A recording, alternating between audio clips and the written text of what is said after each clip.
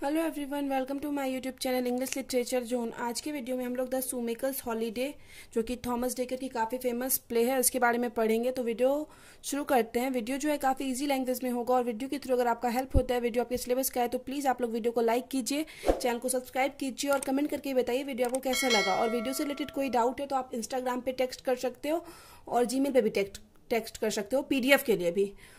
Instagram का link और Gmail दोनों आपको इस वीडियो के डिस्क्रिप्शन बॉक्स में मिल जाएगा, या फिर आप चैनल के अबाउट में भी जाके देख सकते हो, वहां भी मिल जाएगा। तो वीडियो शुरू करते हैं। द शूमेकर्स हॉलीडे है, जो कि थॉमस डेकर का प्ले है। The shoemaker's holiday is a comedy, यह एक कॉमेडी है by Thomas Dekker. Thomas Dekker के द्वारा रिटन ड्यूरिंग द, जिसको लिखा गया है during the reign of Elizabeth one in England. मतलब रेन यानी जब शासन था एलिजाबेथन वन का इंग्लैंड में, उस टाइम इसको लिखा गया है। He was an English Elizabethan dramatist. मतलब जो ये थॉमस डेकर है, तो यहाँ पे आप डेकर भी नॉर्मली कर सकते हो, डेकर ही कर दो। Decker was an English Elizabethan dramatist थे। ए वर्सेटाइल एंड प्रोलोफिक राइटर थे। वर्सेटाइल यानी जिनके अंदर बहुत सारा गुण था, और प्रोलोफिक यानी जिन्होंने ढेर सारा मतलब राइटिंग लिखी थी, तो राइटर थे। हुज करियर, जिनका की करियर जो है spent several decades and brought him, मतलब काफी डिकेड्स तक, दशकों तक चला, and brought him into contact with many of periods most famous dramatist. और इसी वजह से उनका जो कांटेक्ट, मतलब उनको उस पीरियड का जो मोस्ट फेमस ड्रामाटिस्ट था ना, उनके साथ मतलब उनको कंपेयर किया जाता है। फिर आगे है decker was a contemporary of Shakespeare. Decker जो है कंटेम्प्रेरी ऑफ शेक्सपियर के समय के थे। एंड हिज प्लेस, और उनका जो प्ले होता था ना, फील्ड विथ लव से होता था। मिसकम्युनिकेशन होते थे उनके प्ले में, मतलब गलतफहमी दिखाया जाता था। डिस्गाइज यानी स्वांग दिखाया जाता था, कपट। एंड वॉर, और वॉर के टॉपिक पे मेनली होता था। He is particularly known for, जाने जाते थे mainly, his lively depiction of London's life, मतलब लंदन के लोगों के लाइफ के बारे में डिपिक्शन, व्याख्या करते थे, वर्णन करते थे। And also for his depiction in Shakespeare's place, मतलब शेक्सपियर का जो भी मतलब हिस्टोरिकल प्ले है हेनरी फोर्थ, तो इस पे जो इसका भी वर्णन किए हुए हैं, तो इस चीज के लिए भी वो जाने जाते थे। किस चीज का वर्णन किए हुए? Henry four part 1, Henry four part 2 and Henry 5। Present play the shoemaker holiday was first performed in 1599। पहली बार इसको परफॉर्म किया गया था 1599 में। Play takes place during the reign of Henry 6। और जो ये जो प्ले लिखा गया था, मतलब सॉरी, प्ले की जो कहानी है वो हेनरी 6 के टाइम की है। तो यहाँ पे से अब when England is heading into war with France, जब इंग्लैंड का केस है फ्रांस के साथ क्या हो रहा था, लड़ाई हो रही थी, लड़ाई शुरू हो रही थी। अब स्टोरी स्टार्ट विथ, तो अब यहाँ से कहानी स्टार्ट है। आप लोग ध्यान दीजिएगा, कहानी थोड़ा वो है, मतलब समझना थोड़ा मुश्किल है, बट आप ध्यान दीजिएगा तो समझ जाओगे, ठीक है, क्योंकि बहुत ही ईजी लैंग्वेज में लिखा हुआ है और पूरे अच्छे से डिस्क्राइब किया हुआ है। स्टोरी स्टार्ट विथ, स्टोरी शुरू होती है रोज ओएटले से। रोज ऑटले, डॉटर ऑफ सर रॉगर ऑटले। रोज ऑटले है जो किसकी डॉटर है? सर रॉगर ऑटले की डॉटर है। The Lord Mayor of London, जो कि लंदन के लॉर्ड मेयर है। एंड रोलैंड लेशी, और एक रोलैंड लेशी है। Neiphiu of sir Hugh Leshi, जो कि नेफ्यू है सर ह्यूग लेशी का। द अर्ल ऑफ लिंकलॉन, जो कि अर्ल है लिंकलॉन का। आर डीपली इन लव, मतलब इन दोनों को, रोलैंड लेशी और रोज ओएटले को, दोनों को एक दूसरे से मतलब बहुत ज्यादा प्यार है। हालांकि accurately aware of class differences between two young people, लेकिन वो लोग अवेयर है इस चीज के, उन लोग के बीच जो क्लास डिफरेंस है उस चीज से भी वो दोनों अवेयर हैं, फिर भी दोनों से प्यार करते हैं। Sir Hugh vows to stop the wedding. अब जो सर ह्यूग हैं, सर ह्यूग कौन है? सर ह्यूग है रोलैंड लेशी के, कौन है? सर ह्यूग लेशी नेफ्यू है, मतलब चाचा जो हैं इसके। Vows to stop the wedding, वो स्टॉप करना चाहते हैं, रोकना चाहते हैं शादी को। टू अवॉइड एनी कोर्टशिप, तो कोर्टशिप का मतलब क्या होता है ना, जब कोई भी कपल मतलब शादी के पहले जो थोड़ा रोमांटिक रिलेशनशिप शेयर करता है, तो उस चीज को अवॉइड करने के लिए, कोर्टशिप इसी वर्ड के लिए यूज किया गया है, तो उसी चीज को अवॉइड करने के लिए जो मतलब ह्यूग लेशी क्या करते हैं, the Hugh Leshi has his Neiphiu, अपने नेफ्यू यानी भतीजे को, गिवन ए कमांड, एक आदेश देते हैं, to join the army, army join करने का, टू किंग हेनरी 6 का, who is preparing for invade France, जो कि फ्रांस पे आक्रमण करने का सोच रहा है, उसके आर्मी ज्वाइन करने का आदेश देते हैं। ठीक है, ये ह्यूज लेसी अपने भतीजे रोलैंड लेसी को। फिर आगे है बट, लेकिन Rowland has other ideas, Rowland का कोई मतलब उसके अंदर कोई और दूसरा विचार चल रहा था। He turns his command over to his cousin, वो क्या करता है, इस कमांड को अपने कजन को दे देता है, मतलब जो भी उसको आदेश मिला था वो बोल देता है कि अपने कजन मतलब जो भी उसका चचेरा भाई है उसको संभालने बोल देता है। Takes the disguise of as a Dutch shoemaker, और खुद का मतलब टेक्स यानी डिस्गाइजेस वेश बदल लेता है as a Dutch shoemaker, Dutch का एक शूमेकर का वेश बदल के बन जाता है, डच का शूमेकर बन जाता है। हेंस म्यूल्टर, हेंस म्यूल्टर बन जाता है, अपना वेश बदल के, नाम भी बदल लिया अब ये। And shine on as an apprentice with Simon Eyre, और एक अप्रेंटिस यानी प्रशिक्षु के रूप में सिमन आयरे के साथ साइन करता है, मतलब उसके साथ एक मतलब उसके साथ काम करना शुरू करता है। ए लंदन शूमेकर, जो कि एक लंदन का शूमेकर रहता है, who makes shoes for the king, जो कि राजाओं के लिए शू बनाता है, एंड अदर नोटेबल फैमिलीज, और भी जो नोटेबल यानी प्रमुख फैमिली है पैसे वाली, उनके लिए शू बनाता था।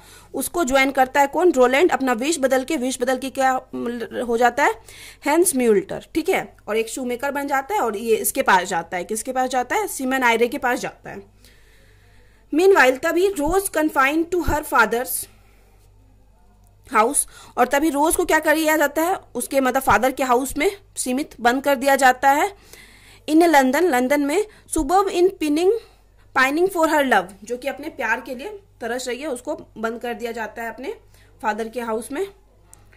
फिर आगे है एट द सेम टाइम, वहीं दूसरी तरफ उसी समय, Simon is trying to convince officials, Simon क्या कर रहा है, सिमन आयरे जो कि शूमेकर है, काफी फेमस है, अलाउ मतलब ये कन्विंस कर रहा है।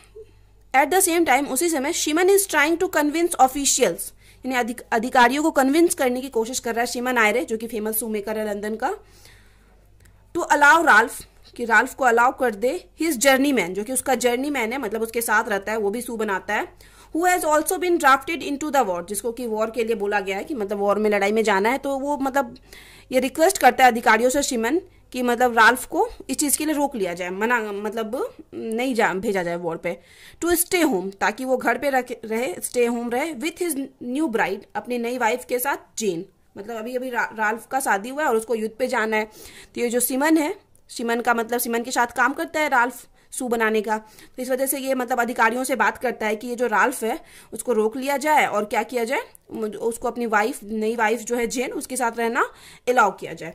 फिर आगे Ralph resign to going, Ralph भी अब जाने से मना कर रहा है। Gift Jane a farewell gift of, लेकिन जेन को एक फेयरवेल गिफ्ट देता है, फेयरवेल यानी विदाई के टाइम जो गिफ्ट दिया जाता है जाने के समय, मतलब उसको जाना पड़ रहा है, वो गिफ्ट देता है, of A pair of shoes, shoes का मतलब एक जोड़ी शूज देता है, क्योंकि वो शू मेकर था तो शूज ही गिफ्ट करता है अपनी वाइफ को। He has made for her, जो कि वो अपनी वाइफ के लिए ही बनाया था। सम टाइम लेटर, और वही कुछ समय बाद, Ralph has to go war, Ralph war के लिए चला जाता है, युद्ध के लिए, and his wife Jane awaits her return, और वहीं उसकी वाइफ जो जेन है वेट कर रही होती है कि वो वापस आएगा। होमन ए वेल्दी लंदन सिटीजन, होमन है एक नया कैरेक्टर फिर आया, जो कि वेल्दी यानी बहुत पैसा वाला लंदन का सिटीजन है, कन्फेस हिज लव टू जेन, ये जेन के लिए जो उसका प्यार था उस चीज को कन्फेस करता है, but she refuses to marry, लेकिन वो तो मना कर देती है, क्योंकि वो तो शादीशुदा है ना, राल्फ से शादी हो चुकी है, तो वो मना कर देती है। Unless he prove that her husband is dead, जब तक ये ही यानी हमन यहाँ पे प्रूव नहीं कर देता है कि उसका हस्बैंड जो है वॉर में गया है, जो युद्ध में, वो मर चुका है। देन जेन डिक्लेयरिंग, तब वो जेन डिक्लेयर करती है that she intends to remain single, कि वह सिंगल रहना चाहती है, मतलब वो किसी से शादी नहीं करना चाहती अगर उसका हस्बैंड मर भी गया है। ये प्रूव कर देता है हमन कि हस्बैंड तुम्हारा मर गया, लेकिन फिर भी वो बोलती है कि हम सिंगल रहना चाहते हैं, बट लेकिन if she ever marriage she will accept his proposal, लेकिन फिर ये भी बोलती है कि अगर हम फिर भी कभी अगर शादी किए हैं तो जरूर हम तुम्हारा ही प्रपोजल एक्सेप्ट करेंगे, ये चीज क्लियर कर देती है हम इनको। फिर आगे हाउएवर, हालांकि सर ह्यूग हैज लर्नड, और सर ह्यूग को यहाँ पे पता चलता है फ्रॉम ए सर्वेंट, एक सर्वेंट से, that his nephew Roland is not in France, कि उसका जो नेफ्यू है रोलैंड वो फ्रांस में नहीं है, मतलब युद्ध करने नहीं गया है, वो तो वेश बदल के शूमेकर बन गया था, विद द आर्मी, आर्मी के साथ नहीं है। And he sends the servant to discover his whereabouts, तो वियरे बाउट यानी उसके ठिकाने का पता लगाने के लिए एक नौकर को भेजता है रोलैंड, सॉरी सर ह्यूग जो है अपने एक नौकर को भेजता है, किसका पता लगाने के लिए, रोलैंड का पता लगाने के लिए। मीनवाइल तभी राल्फ वुंडेड, राल्फ जो है घायल है, मरा नहीं है, लेकिन जो हमन है वो जेन को यकीन दिला दिया है कि राल्फ मर चुका है। ये वुंडेड है, घायल है, बट नॉट डेड, मरा नहीं है। रिटर्न टू लंदन, ये लंदन वापस आते हैं अब। सीकिंग हिज वाइफ, मतलब अब वापस आने के बाद अपनी वाइफ को ढूंढने लगता है। ही लर्न्स दैट, और तभी उसको पता चलता है, she left the Eyre households, मतलब वो जो है आयरे की जो हाउस होल्ड था, मतलब जिसके यहाँ सिमन आयरे के यहाँ जो काम करता था, उसको छोड़ के जा चुकी है। Soon after he was forced of a war, और उसके बाद उसको तुरंत मतलब वॉर के लिए बोला जाता है कि जबरदस्ती फिर से वॉर के लिए भेजा जाता है। He at first attempt to find her, पहले तो वो कोशिश करता है खोजने की जेन को, बट इवेंचुअली एज्यूम्स, लेकिन फिर एज्यूम कर लेता है that she is either dead और हैज लेफ्ट हिम, कि या तो उसकी वाइफ मर गई है या तो फिर क्या हो गया है, या फिर उसको छोड़ के चली गई है। ठीक है, जबकि वो मतलब यहाँ पे कंफर्म कर देती है क्या कि वो शादी नहीं करेगी, शादी अगर लाइफ में कभी करती है तो बाद में करेगी हेमंत से। ठीक है, ये यहाँ पे वाइफ नहीं मिली इसको, तो ये राल्फ मान लेता है कि छोड़ के चली गई है या तो वो मर चुकी है। फिर आगे की स्टोरी है, रोज लर्निंग टू रोलैंड्स। अब रोज, जिससे रोलैंड और रोज की जो शादी होने वाली थी शुरू में हम बताए थे, प्रेजेंस, इसको पता चलता है रोलैंड के प्रेजेंस के बारे में रोज को, इन द सिटी में, उसी की शहर में। Arranges to see him on the pretext to having him fit her for a pair of shoes, मतलब अरेंज करती है उससे मिलना, उसको देखने का अरेंज करती है, ये बहाना बना के कि उसको एक शूज चाहिए जो कि उसके लिए वो फिट हो। तो उस इसी चीज़ को लेके वो बहाना बनाती है, क्योंकि वो एक शू मेकर है तो उसको एक जोड़ी शूज चाहिए, तो इस वजह से वो जाती है मिलने रोज रोलैंड से। They finally meet each other again, और इसी बहाने वो दोनों एक दूसरे से मिल लेते हैं, बहाना बना के जाती है कि शूज के लिए जा रही है। अल्दाओ रोलैंड डिस्गाइजेज एज डच शूमेकर, अभी भी रोलैंड जो है डच का शूमेकर बना हुआ है वेश बदलकर। And then plan their wedding the next day, और वे लोग तभी प्लान कर लेते हैं अपने वेडिंग का कि वो लोग नेक्स्ट डे शादी करेंगे एट एस्टी फेट्स चर्च में। ऑन हियरिंग दिस, यह सुनने के बाद, sir Hugh thinking that, sir Hugh सोचने लगता है that his nephew will never be able to marry this middle class girl, मतलब उस लड़की की शादी हो रही थी किसी शूमेकर के साथ, तो ये सुन के सर ह्यूग बहुत खुश होता है कि अब उसका जो मतलब नेफ्यू से ये मिडिल क्लास की लड़की शादी नहीं कर पाएगी, इसलिए ये खुश होता है। बट उसको पता नहीं है कि वो जो शूमेकर है वो इसका भतीजा ही रोलैंड ही है। हाउएवर सर रोगर जो कि रोजी के पिता हैं, इज फ्यूरियस, वो डरे हुए हैं, क्रोधित हैं, दिस टाइम, इस समय, thinking his daughter is now marrying beneath her class, कि इस बार लड़की के जो पिता हैं, रोज के पिता, वो डरे हुए हैं कि उसकी जो बेटी है किसी बेनेथ यानी नीचे क्लास के आदमी से शादी कर रही है, एक शूमेकर से शादी कर रही है। And now it is he who vows to stop the wedding, और अब की बार ये है मतलब रोज के पिता हैं जो शादी को रोकना चाह रहे हैं। स्टेपिंग अप द कंफ्यूजन, और यही कंफ्यूजन आगे कंटिन्यू रहता है। एंड द कॉमेडी, और कॉमेडी भी, सर ह्यूग लेटर रियलाइज करते हैं दैट डच कॉबलर, कि वो जो डच का शूमेकर है, इज हिज नेफ्यू, वो उनका नेफ्यू है Roland. And also vows to stop the wedding, अब वो भी चाह रहे हैं, उनको पता चल गया कि ये मेरा नेफ्यू ही है जो कि रोज से शादी कर रहा है, तो वो भी अब शादी को रोकना चाह रहे हैं।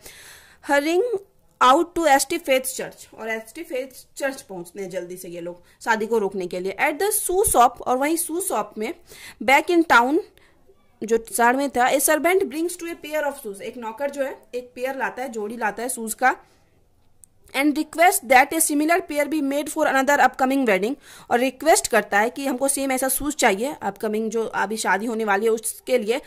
This one also in ST Faith church, और ये शादी भी जो दूसरी शादी है वो भी एस्टी फेथ चर्च में हो रही थी। ऑल्सो द नेक्स्ट डे जब ये लोग शादी कर लेते रोज और रोलैंड, तो उसके नेक्स्ट डे शादी होने वाली थी, तो उसी के लिए शूज बनवाने आया था एक नौकर। The assignment for the wedding shoe, और वही उस मतलब वेडिंग शूज का जो असाइनमेंट है, फॉल्स ऑन द राल्फ, ये मतलब राल्फ के ऊपर आ जाता है कि ये शू बनाने का। हु रिकॉग्नाइज द शूज, ये शूज को रिकॉग्नाइज कर लेता है, पहचान लेता है, as those he gave Jane when he left for the wars, मतलब ये पहचान लेता है कि ये तो वही शूज है जो हम जाने लगे थे तो जेन को गिफ्ट किए थे। He also quickly heads for the church, और ये भी तुरंत फटाक से चर्च के लिए निकल जाता है। Making his own vow to stop this wedding, मतलब खुद से अब ये भी डिसाइड करता है कि अब तो शादी रोकना पड़ेगा पक्का, ये मतलब मेरी वाइफ जेन का शूज है, तो अब जाता है ये कि अब वेडिंग रोकना पड़ेगा। Ralph and his fellow shoemaker, Ralph और उसका साथी जो शूमेकर था, कन्फ्रंट्स हेमन को कन्फ्रंट करता है एंड जेन को, जो कि जेन राल्फ की वाइफ है, who had recently accepted her husband death, जो कि अभी एक्सेप्ट ही की थी कि उसके हस्बैंड की मृत्यु हो गई है, एंड डिसाइड टू रीमैरी, और दोबारा शादी करने का। Hammon resents the intrusion of the base craftsman. अब हमन जो है क्रोधित होता है जब मतलब क्राफ्टमैन जो मतलब वो शूमेकर जो आके उस शादी में हस्तक्षेप कर देते हैं।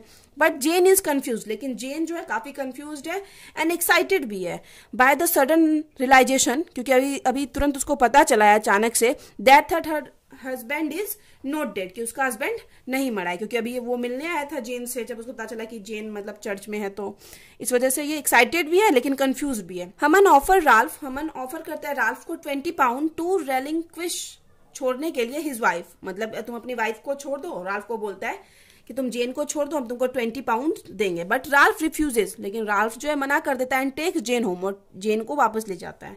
नेक्स्ट, और वहीं दूसरी तरफ सर ह्यूग एंड सर रोगर, तो कि जो कि दोनों शादी रोकने वाले हैं रोज और रोलैंड की, अराइव, वो लोग पहुंचते हैं having to stop the wedding, शादी को रोकने के लिए, of Rose and Rowland. However, हालांकि the young couple has outfoxed and everybody and been married at another church, मतलब ये जो यंग कपल थे रोज और रोलैंड, आउटफॉक्स यानी सबको धोखा देते हैं अपने चतुराई से, एवरीबडी सभी को, एंड बिन मैरिड और शादी कर लेते हैं किसी दूसरे चर्च में, मतलब जहां डिसाइड किए थे वहां शादी नहीं करके कहीं और शादी कर देते हैं। इन ए ग्रैंड एंड हिलेरियस फाइनल, अब अंतिम समय आ गया प्ले का कि दोनों शादी कर चुके हैं। Simon Eyre now the Lord Mayor of London, ये अब लॉर्ड मेयर बन चुका है लंदन का, जो कि शूमेकर था पहले। गिव्स ए ब्रेकफास्ट, एक ब्रेकफास्ट का आयोजन करता है फॉर ऑल लंदन अप्रेंटाइसेस, जो भी लंदन में प्रशिक्षुक थे, सू बनाना सीख रहे थे, तो उन सबको इन्वाइट करता है। And the king pardons Roland and blesses him, king भी जो राजा भी थे वो भी माफ कर देते हैं रोलैंड को, एंड ब्लेसेस हिम एंड रोज, और रोज और रोलैंड को आशीर्वाद देते हैं, सेइंग दैट, ये कहते हुए, ठीक है आप यहाँ पे एक लाइन का गैप करके लिखना, यहाँ पे जो राजा है शादी को एक्सेप्ट कर लेते हैं ये लाइन बोलते हुए, dost thou not know that love respect no blood, कि लव जो है मतलब ब्लड के थ्रू रिस्पेक्ट नहीं करता, cares not for differences of birth और स्टेट, और केयर भी जो है वो मतलब सिर्फ डिफरेंस अलग अलग बर्थ और फिर स्टेट, मतलब जो भी कोई अलग स्टेट से बिलोंग कर रहा है, स्टेट यानी कोई मतलब कोई मिडिल क्लास है कोई अपर क्लास है, तो उस चीज को भी लव और केयर ये चीज को नहीं मानता। फिर आगे है so now we can say that, अब हम लोग कह सकते हैं the drama gives a picture of the contemporary London life, contemporary London life, London के जिस समय मतलब पोएट बिलोंग करते थे उस समय के पिक्चर को प्रेजेंट करता है ये ड्रामा, एंड मैनर्स और वहां के तरीकों को। सिमन आयरे जो कि शूमेकर था, the shoemaker is the most entertaining character in the drama, drama में का सबसे इंटरटेनिंग कैरेक्टर है। तो यहाँ पे वीडियो खत्म होता है। वीडियो अगर आपको अच्छा लगा, समझ में आया, वीडियो के थ्रू आपका हेल्प हुआ, तो प्लीज आप लोग वीडियो को लाइक कीजिए, चैनल को सब्सक्राइब कीजिए, और वीडियो का PDF चाहिए तो आप मुझे जीमेल पर टेक्स्ट कर सकते हो। तो मिलते हैं नेक्स्ट वीडियो में नेक्स्ट टॉपिक के साथ।